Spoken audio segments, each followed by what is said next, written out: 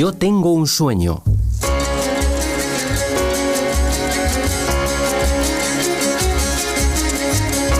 Un programa que aborda la igualdad entre hombres y mujeres, la violencia de género y la discriminación en todas sus manifestaciones. Bienvenidos a Yo tengo un sueño.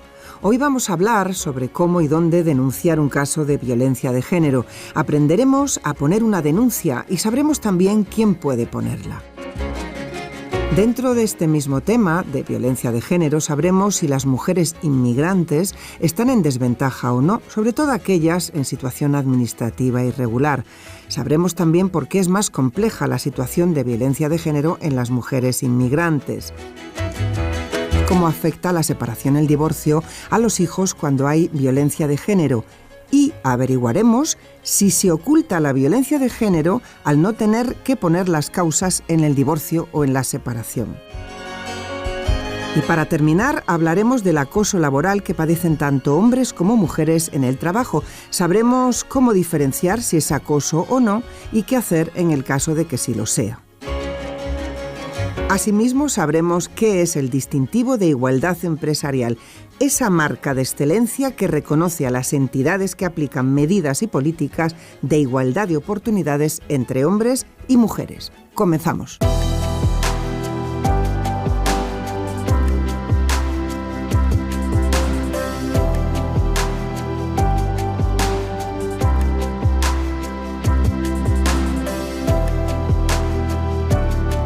Los medios de comunicación no paramos de indicar que las mujeres que padecen violencia de género deben denunciarlo.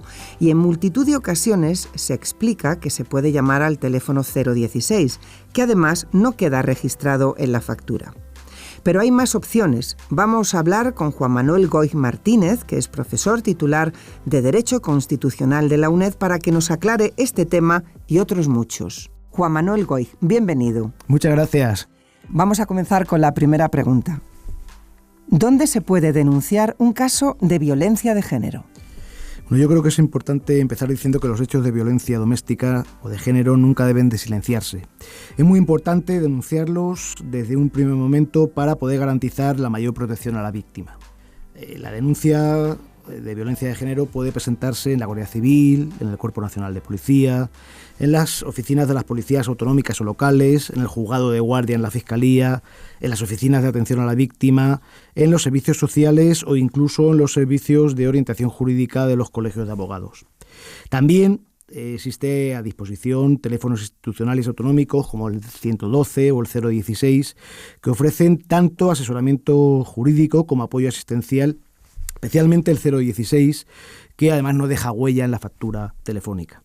La atención será personalizada, será respetuosa y preferente y se le ofrecerá a la víctima asistencia médica y psicológica en el caso de que lo precise. Hay que proteger la privacidad, la intimidad, los datos personales y las imágenes, y se le informará del procedimiento a seguir y de la asistencia de órganos públicos y privados de protección a la mujer.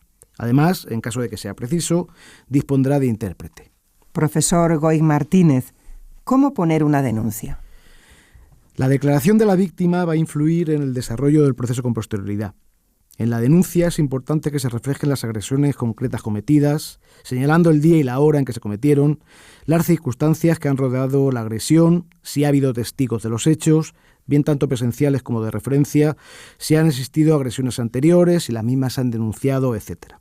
Existe un cuestionario exhaustivo para la víctima.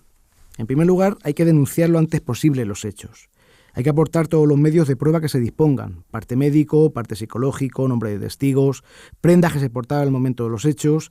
Es importante que no se cambie de ropa, ni se lave, ni se duche o se realice cualquier acción que pudiera dificultar la recogida de pruebas. Si el agresor dispone de armas, deberá ponerse en conocimiento de la autoridad judicial o policial para la retirada cautelar de la misma. También es primordial ofrecer una buena información cuando se atienda a la víctima, para que se conozcan los recursos a su alcance al objeto de obtener la ayuda necesaria ante su situación. Toda mujer víctima de violencia de género tiene derecho a una copia de su denuncia, a ser informada del derecho que le asiste a solicitar, en su caso, una orden de protección y de la asistencia jurídica médica inmediata. Bien, ¿y quién puede denunciar un caso de violencia de género? Es imprescindible saber que no es necesaria una denuncia por parte de la víctima para que el delito de violencia de género sea perseguible por la autoridad judicial, puesto que es un delito que forma parte de lo que se llama delitos públicos, de modo que no es necesario denunciar a la mujer víctima de violencia de género, pudiendo ser perseguible de oficio. Los familiares, los servicios públicos, en general los ciudadanos y ciudadanas, entre ellos vecinos o amigos de la víctima, que tengan conocimiento de la asistencia a este tipo de agresiones, podrá ponerlo en conocimiento del juzgado, del Ministerio Fiscal o de la autoridad policial para que actúen de oficio e impulsen el procedimiento investigando los hechos.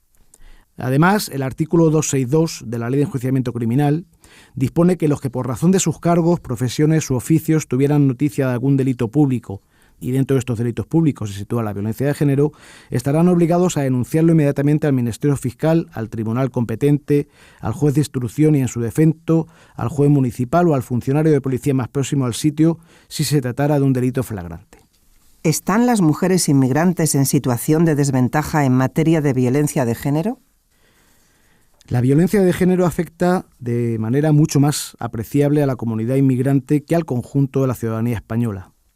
Basta realizar un breve recorrido por las cifras más recientes. En el último año 2014, del total de denuncias presentadas, casi el 32% de mujeres son extranjeras, cuando la población extranjera representa solo un 10% de la población. Incluso tenemos que tener en cuenta que de estas, un 37% llega a renunciar a seguir con el procedimiento. Las mujeres inmigrantes víctimas de violencia de género muchas veces no dan los pasos necesarios para salir de la situación de maltrato. Muchas tienen miedo y los miedos más frecuentes son perder el estatus administrativo en las mujeres reagrupadas por sus parejas, no poder reagrupar a sus hijos o sus descendientes si su permiso depende del marido, la expulsión del cónyuge, no tener la posibilidad de viajar con los o con las menores a su país de origen sin consentimiento del agresor, etc. A lo anterior cabe sumar que en muchos de los países de origen existe inseguridad jurídica para efectuar o agilizar trámites documentales, lo que complica la búsqueda de soluciones. Son mayores aún los miedos para las mujeres que se encuentran en situación administrativa irregular. ¿Qué implicaciones conlleva en la permanencia en España la denuncia de violencia de género por parte de inmigrantes en situación administrativa irregular? El artículo 31 bis de la Ley de Extranjería establece que las mujeres extranjeras víctimas de violencia de género, cualquiera que sea su situación administrativa, tienen garantizados los derechos reconocidos en la Ley Orgánica 1/2004 de 28 de diciembre de medidas de protección integral contra la violencia de género, así como las de medidas de protección y seguridad establecidas en la ley española. Si al denunciarse una situación de violencia de género contra una mujer extranjera se pusiera de manifiesto su situación irregular, no se incoará el expediente administrativo sancionador y se suspenderá el expediente administrativo sancionador que se hubiera incoado por la comisión de dicha infracción con anterioridad a la denuncia o a la ejecución de las órdenes de expulsión o de devolución acordadas. La mujer extranjera que denuncie podrá solicitar una autorización de residencia y trabajo por circunstancias excepcionales a partir del momento en que se hubiera dictado una orden de protección a su favor o, en su defecto, informe del Ministerio Fiscal que indique la existencia de indicios de violencia de género. También podrá solicitar una autorización de residencia por circunstancias excepcionales a favor de sus hijos menores de edad o que tengan una discapacidad, o una autorización de residencia y trabajo en caso de que fueran mayores de 16 años y se encuentren en España en el momento de la denuncia. Hasta que se resuelva el caso, se le concederá una autorización provisional de residencia y trabajo a favor de la mujer extranjera y, en su caso, las autorizaciones de residencia provisionales a favor de sus hijos menores de edad o con discapacidad, o de residencia y trabajo si fueran mayores de 16 años previstas en el párrafo anterior, siempre que se encuentren en España en el momento de la denuncia. Profesor Goig, ¿existe una mayor discriminación entre inmigrantes por razón de sexo? Es evidente que, a pesar de lo que establecen las leyes, todavía existe desigualdad entre españoles y extranjeros, en especial extranjeros inmigrantes, y en especial entre inmigrantes en situación de irregularidad. Si a ello unimos que la violencia de género implica una idea de desigualdad, de inferioridad, la mujer inmigrante está en situación de desigualdad mayor, y aún mayor cuando la mujer inmigrante está en situación irregular. La violencia de género que sufre la mujer inmigrante presenta una problemática más compleja que la que sufre la mujer española por la especial vulnerabilidad en que se encuentran. La mayoría sufren un proceso de desarraigo muy severo, la diferencia cultural también es muy importante, Las africanas provienen de culturas de mayor sumisión y reclusión pública, por lo que la denuncia se hace más difícil, a diferencia de las mujeres que provienen de Latinoamérica, que son más abiertas, con sociedades matriarcales, aunque dentro de estas se pueden hacer diferencias por países. Las dificultades para denunciar se agudizan si hay dificultades con el idioma, por las dificultades de la asistencia jurídica gratuita si es irregular, y las dificultades de acceso a los servicios sociales cuando se es irregular.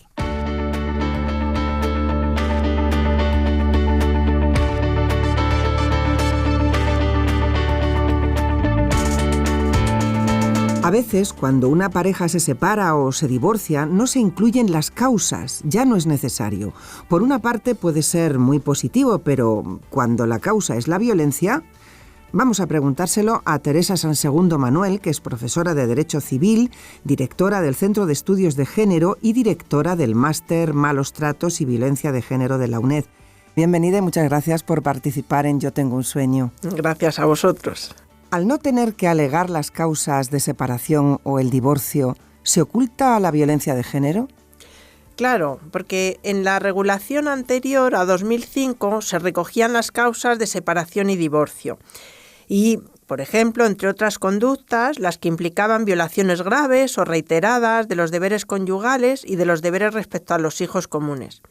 Y sería importante que en estos procesos de separación y divorcio se pudiera poner de manifiesto ¿qué es lo que ha provocado la ruptura matrimonial? Para poder determinar la responsabilidad jurídica de cada uno de los progenitores, ya que de la ruptura se desprenden efectos tan importantes como a quién se le atribuyen los hijos, el régimen de visitas o el ejercicio de la patria potestad. Al desaparecer las causas, no queda constancia de la violencia y la mayoría de las mujeres no denuncia, sino que acude a la separación o al divorcio como medio de poner fin al maltrato. La ausencia de denuncia no quiere decir que no haya violencia, sino que las razones para no denunciar son muy variadas. Miedo a incrementar el nivel de peligrosidad, dependencia emocional, vergüenza, amenazas, motivos económicos.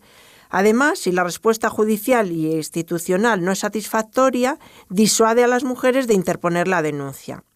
Cuando no hay denuncia, al haberse suprimido toda alusión a la causa de separación, la violencia en el seno de la familia permanece oculta y no se valora de forma apropiada la situación familiar a la hora de adoptar medidas eficaces para la protección y formación integral de los hijos. Teresa Sansegundo, sigamos con el tema de las víctimas de violencia de género. ¿Qué repercusión tiene la separación o el divorcio en los hijos de las víctimas de violencia de género? La separación y el divorcio afecta a todos los miembros de la familia cuando hay violencia de género. Y los hijos e hijas constituyen una conexión entre los progenitores y a menudo son utilizados como instrumento de control y maltrato a la mujer y como correa de transmisión de la violencia. No se pone fin a la violencia por el hecho de poner fin a la convivencia, ya que continúa a través del ejercicio del régimen de visitas, percibidas a menudo por los hijos como una tortura adicional. Son muchos los niños y niñas que en una de sus visitas se encontraron con la muerte, víctimas de unas manos que debían procurarles cuidado y protección. A veces se dice que son testigos de la violencia, expresión totalmente errónea, son única y exclusivamente víctimas. Vivir en un ambiente violento marca. Si una criatura ve que su padre amenaza a su madre, la empuja, la insulta y la pega, eso no es violencia. Son meros testigos los hijos que han perdido a sus madres porque han sido asesinadas. Las situaciones de violencia sobre la mujer afectan también a los menores. La exposición a la violencia, la destrucción de la figura materna deja graves secuelas en las criaturas. Es importante cortar la cadena del maltrato para defender a las criaturas y para evitar que aprendan un modelo nocivo de conducta.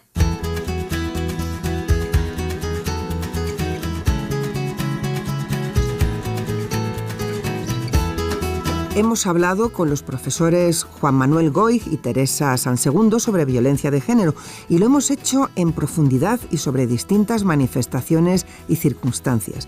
Las mujeres padecen violencia y los niños también. Pero hay otro tipo de violencia, sutil, a veces imperceptible para muchos, otras descarada, que afecta a mujeres y a hombres en sus trabajos. Es el acoso laboral. Sobre este tema nos va a hablar José Luis Arrabal, que es coordinador de salud laboral de la UNED. Bienvenido, José Luis. Gracias. ¿Qué es el acoso laboral?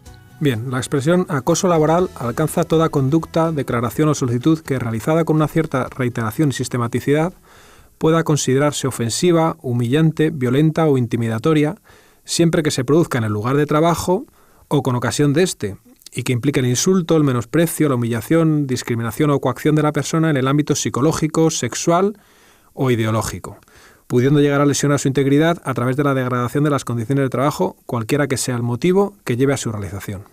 En todo caso, la expresión incluye las manifestaciones que se enumeran a continuación, aunque éstas no constituyen una lista cerrada.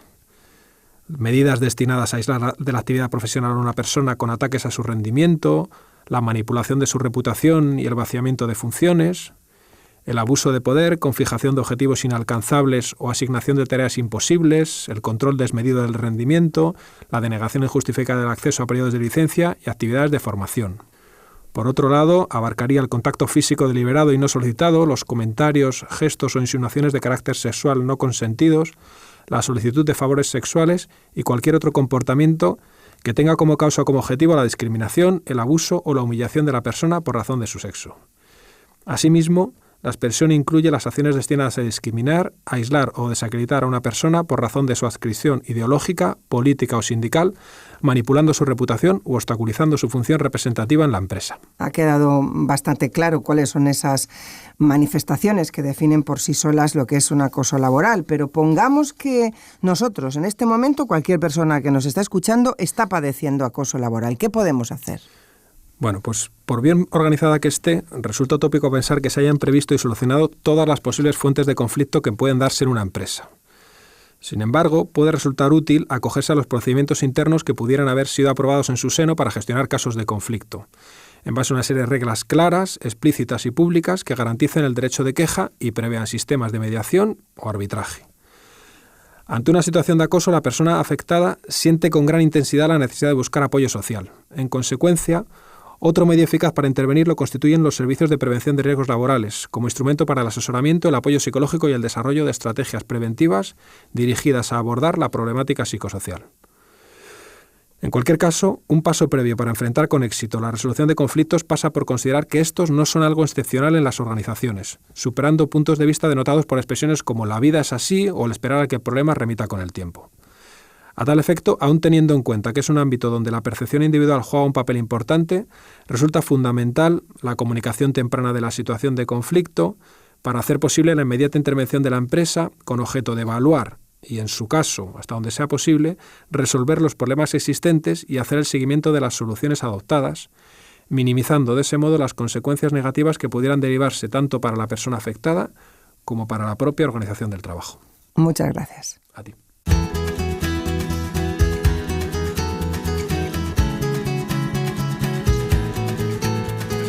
Aunque estamos en el siglo XXI, se sigue hablando de discriminación laboral.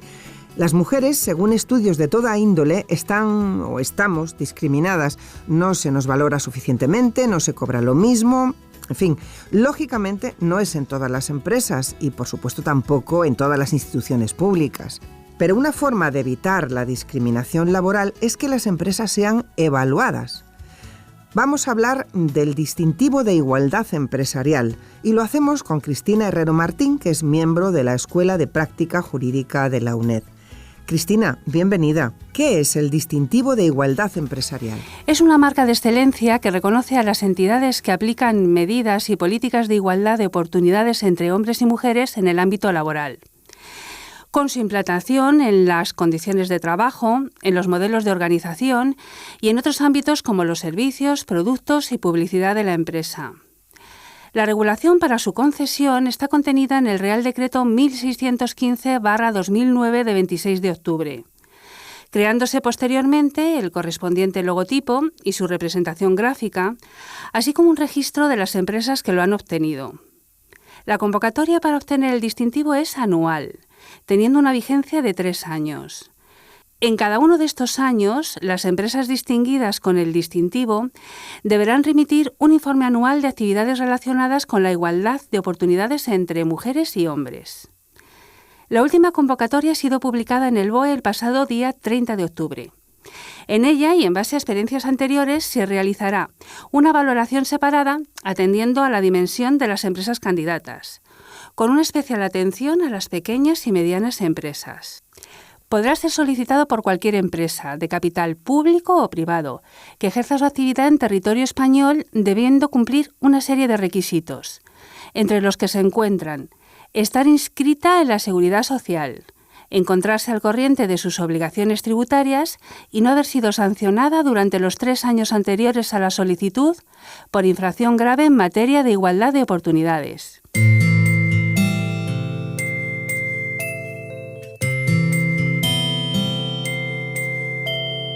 Hay que sentar las bases del llanto para no martirizar a los niños que sueñan con padres dulces de chocolate y mullidos como almohadas.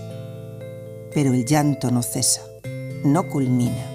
No hay abrazo que marque el fin de la angustia del hijo, la niebla que envuelve sus ojos perdidos. El silencio. Se ha hecho el silencio. Han callado los pájaros que picoteaban la mañana y los cubiertos de la cocina han cesado su lucha de espadas. No hay voces, ni lloros, ni risas, ni bocinas, ni relojes. Solo el recuerdo de ese niño sobrevuela mi cuaderno, desvencijado de palabras.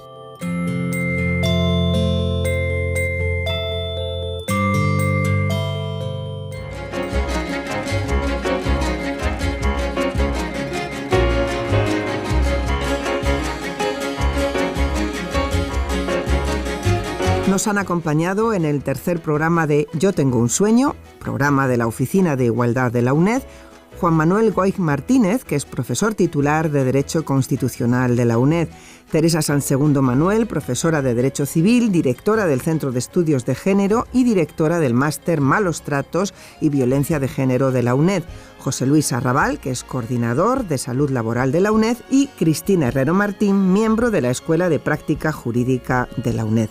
A los 4 les agradezco su participación y a ustedes les emplazo para el próximo programa. Gracias por escucharnos.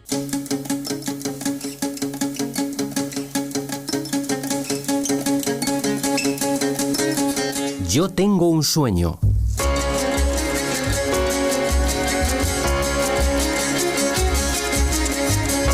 Un programa que aborda la igualdad entre hombres y mujeres, la violencia de género y la discriminación en todas sus manifestaciones.